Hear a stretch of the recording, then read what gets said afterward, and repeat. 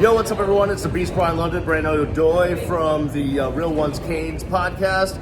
Miami beats Miami of Ohio 31-3. Nice little opening win for the Miami Hurricanes. I know there were some issues with the passing game. Running game was on point, and the defense was outstanding, Brandon. Yeah, good start for the Miami Hurricanes. I mean, nothing overwhelming, but they did what they needed to do. Tyler Van Dyke comes out very efficient, 77 yards passing. Some shallow throws to the flats. Don't want to show too much before Texas A&M. He admitted that he made some mistakes, but this running game was pretty good on tonight. You talk about Henry Parrish, who comes back. He leads the Hurricanes in rushing, 90 yards on 9 carries. And then Mark Fletcher has 9 carries of his own. They both scored. And this was a group that came together and put together a simple win, which is what you need to do against teams like Miami of Ohio. We haven't seen a whole lot of that in the last couple of years. Miami hasn't won a game here at Hard Rock Stadium in 5 games, so they broke that losing streak. It's good to have a dominant home performance before Texas A&M.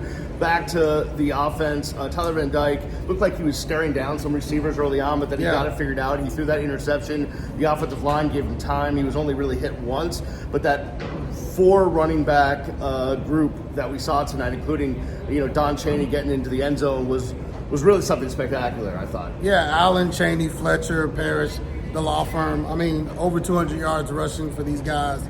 This is a really solid night, and they gave credit to the offensive line. You talk about these new guys on the line, Javon Cohen from Alabama, Matt Lee, the center from UCF. I mean, that's what it takes to improve this team. Keeping Jalen Rivers around, Alex Maribal, the magician, the guy who's just putting everything together. And so, there's some things to like, but let's not fool ourselves. Things are going to get a lot tougher next week in this very same building.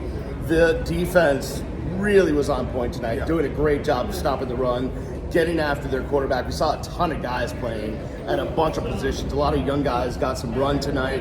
That has to bode well for when he gets a team next week. You talked about it. You need competitive depth, and this is how you last in big, tough games. You got to have enough guys that know what they're doing. They probably played 7-8 linebackers tonight, and there was a lot of rotation on the defensive line. Lance Guidry's defense, at least, looks a lot more aggressive. Wesley Bissaint, the sophomore, had a sack, and some other people were very active. There's going to be some things that you want to watch for, particularly in the defensive backfield. There are a few things that didn't get exploited. That won't be the case next week. And so you got to be careful about those things, but at least you got to win with the win, and you know what you got to work on. So just to clear one thing up, Tyler Van Dyke talked about it, actually. He was open with us. We saw him before the game with his index finger on his right hand taped up. Came off when he started the game. He played through what he told us was a finger injury that he suffered a week ago Tuesday. So he did have that injury, but he played through it. He said he was 100% tonight, whether that's true or not, but that clears up finger gate. So there we are. Yeah, and, the finger didn't have anything to do with not seeing open guys running downfield. Oh, it's a valid point. No, someone tweeted that at me. Hey, is it his finger? I said, no, it's his brain and eye. I mean, when you're in the press box, and this is why, we put this together. We have a view that other people can't see. You can't see this on television. Right, correct. You can't see guys running open downfield and not getting the ball when they should. So you can't do that next week. Listen, good to get a win in game 1. Sure. They're going to have to do a lot better in week 2 against Texas A&M. And just, I don't want to be a Debbie Downer.